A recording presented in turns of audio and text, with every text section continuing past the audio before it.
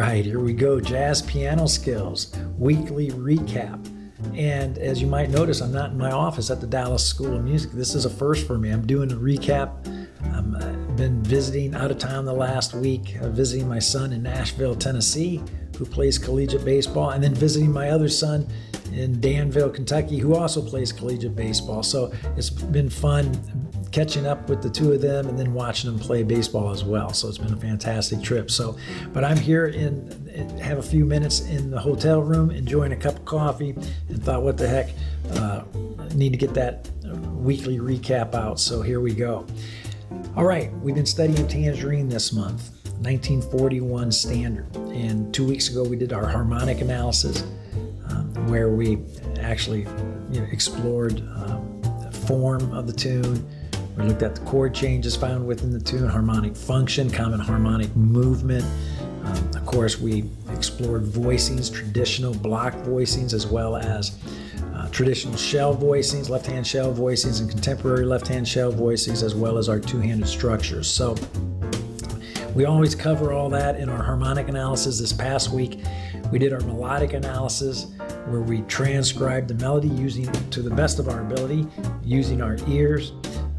We looked at fingerings for playing and articulating the melody properly for Tangerine. And of course, then we dig deeper after we have the melody. We look at the phrases found within the melody of Tangerine, and then of course the target notes within those phrases. And then of course, we always then explore various treatments of the tune. And we typically do the standard treatments, right? A ballad, some kind of bossa, and then some kind of swing, traditional jazz swing group. And of course, we did that with Tangerine. Now, as I do with every study we do, whether it's a harmonic study, melodic study, or improvisation study, I stress the importance of being able to frame those studies within the 7 facts of music, what I call the 7 facts of music, right? Fact number 1 being that music is the production of sound and silence. Primary sounds, right? Primary sounds being major, dominant, minor, half, diminished, and diminished. Fact number 2, sound is produced. Those primary sounds are produced either harmonically or melodically.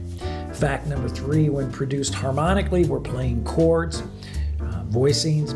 Fact number 4, when the sound is produced melodically, we're playing arpeggios, we're playing scales. That's what melodies are made up of, arpeggio and scale movement. Fact number 5, arpeggios and scales can only move one of 2 directions, up or down.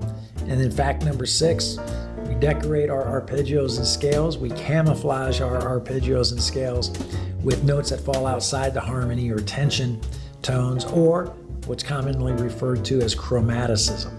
And then finally, fact number 7, to make facts 1 through 6 interesting, we add rhythm. So it's so important. I stress these facts time and time again because it's so important that you actually are capable of seeing within the songs that we study, you see those musical facts. You see those musical facts within the songs that we study. And then within the skills that we practice, you see those musical facts as well, right? So everything that we do musically, whether we're isolating and focusing on specific skills that come from those 7 facts of music, or we're playing a song that we're capable of actually seeing those skills and those facts within the songs, so important. And in fact, if you don't see, if you don't make that nexus, if you don't make that connection between the skills and the facts and the songs, then you have a disconnect, a conceptual disconnect, which means then that what you think you're accomplishing when you practice, you're not accomplishing. It's so important that music becomes conceptually easy for you, simple. If music becomes conceptually easy, simple, then you have a shot at it physically. If music remains complicated, fragmented, overwhelming conceptually, then you have no shot at developing it physically.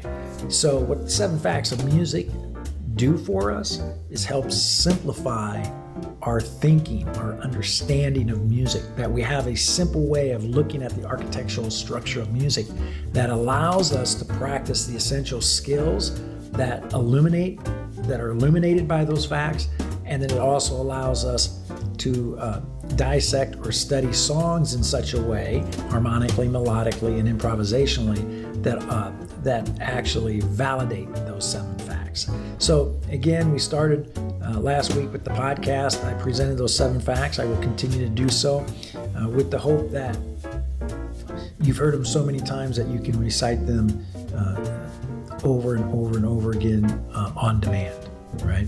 So anyway, the question of the week this last week was really, really good as well, that I addressed in the podcast episode on Tuesday. And it came from Deborah Garza, living in Boulder, Colorado. And Deborah is a classical trained pianist who was who's relatively new to jazz, and was asking about how much liberty, freedom does she have with her interpretation of a melodic line or a melody like Tangerine, and how would you begin developing your ability to manipulate or articulate a melodic line, because she's coming from a world that, in the classical world, right, we actually are tied to the page, and we're tied to playing exactly what is written on the page. So it's a whole different mindset, which is a huge hurdle to jump, no doubt about it, right? So I thought it was a great question, and it's a question that we all deal with at some point in time in our jazz journey and our jazz development. So what I recommended to Deborah, of course, number one, is to listen. You have to listen to a lot of jazz to feel comfortable freely interpreting melodies when you play. You have to listen to a lot of jazz, not only actively, but passively. Have it playing all the time. In the car, when you're doing laundry, when you're relaxing, when you're falling asleep, whatever, right? You have it playing all the time. And I think in the podcast episode, I even used the example that if I was going to study a foreign language like French and, wanted to become fluid in speaking French, the very first thing that I would do is get my hands on as many recordings as I possibly can on people speaking French. I wouldn't care what words they were saying. I wouldn't care what sentences they were stating or what the topic of the conversation is. It would make no difference to me. I would be wanting to just simply listen to people speaking French so that I would start to absorb the proper articulation and the sound of the language. And jazz is no different. You listen so that you become comfortable with being able to articulate the language appropriately, idiomatically, and be able to feel free expressing yourself within that language, that you have the sound of that language in your ears, right? Which then will translate to your hands. So I thought it was a great question. Of course, I go into much more depth in the podcast, so if you haven't listened to the episode, I would encourage you to go listen to the podcast episode to get the full question, and of course to get the full answer. But it was a great Q&A that tied in beautifully this past week with our melodic analysis and interpretation of the melody of the jazz standard Tangerine. So,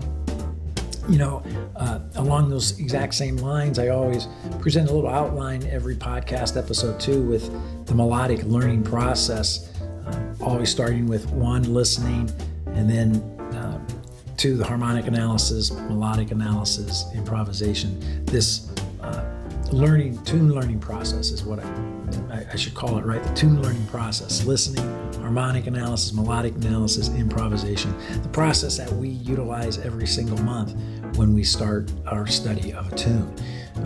And so again, listening is at the top of the list. It's at the top of the list when you want to learn how to articulate jazz and have the freedom to interpret melodies appropriately. And it's at the top of the list when you're actually trying to learn a tune as well. Listening is number one, always, okay? The lead sheets that we tackled this past week are common classic lead sheets where we have a fill-in-the-blank lead sheet that helps us with some guide tones that help us transcribe the melody. And we have a clean lead sheet of Tangerine with the melody literally written as I would articulate it if I was playing the melody or the head of the tune.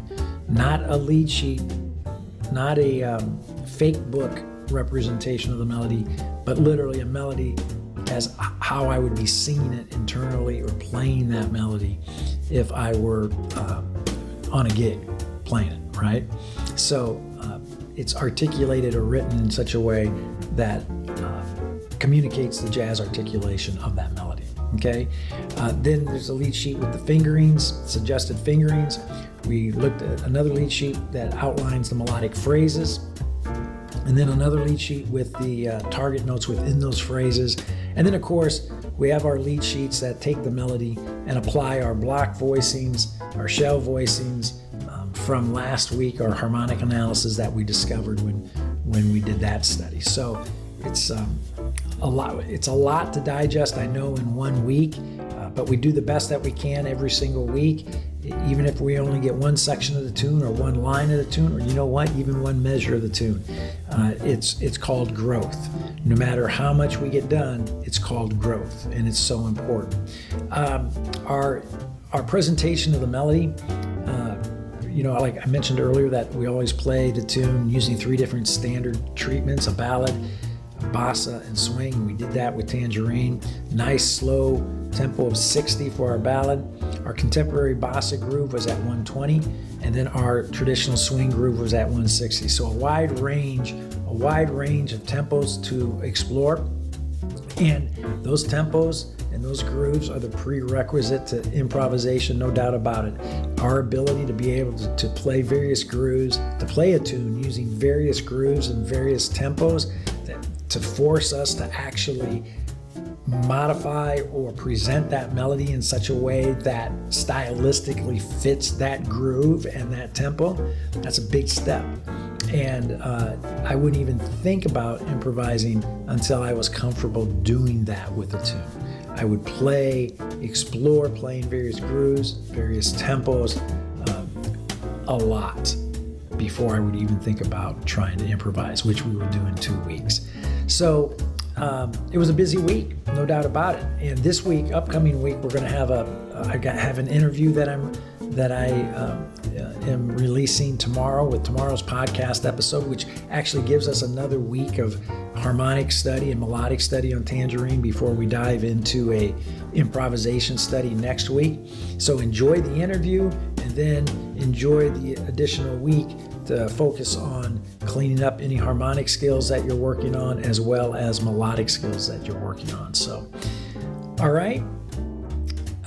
We also, during the week, I had a quick tip, that YouTube video that went out, as well as a melodic challenge YouTube video that was published as well. If you haven't checked out those 2 videos, I would encourage you to do so at the Jazz Piano Skills YouTube channel.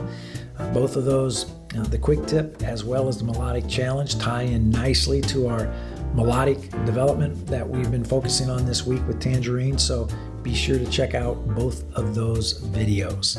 All right. If you did not attend the masterclass on Thursday evening, that video is available for you as well, that you can access through your Jazz Piano Skills dashboard. Just navigate to the site, log into your account, and then you can choose the masterclass video and enjoy the class at your convenience and as often as you wish. So check that out as well. So it's a busy week as always, right? So tomorrow we kick it off with a new podcast. Wednesday there will be another quick tip. Thursday the masterclass. Friday there will be another challenge video released, and then Saturday the blog will go out. So I hope you're enjoying the blogs as well. And if you are not familiar with the blogs, visit Jazz Piano Skills, the website, and go to the main menu, and you will see blog as an option. Click on it and check out the blogs. And I think you'll find them to be enormously beneficial. So that was our week in review. And now it's time to finish my coffee, enjoy a little afternoon time with my son, and then tomorrow we'll enjoy an interview, and then I'll see you all Thursday in the masterclass. Enjoy the YouTube videos this week as well, and I look forward to next week when we dive into improvisation. So, as always, it's time to get busy. It's time to discover, learn, and play. you.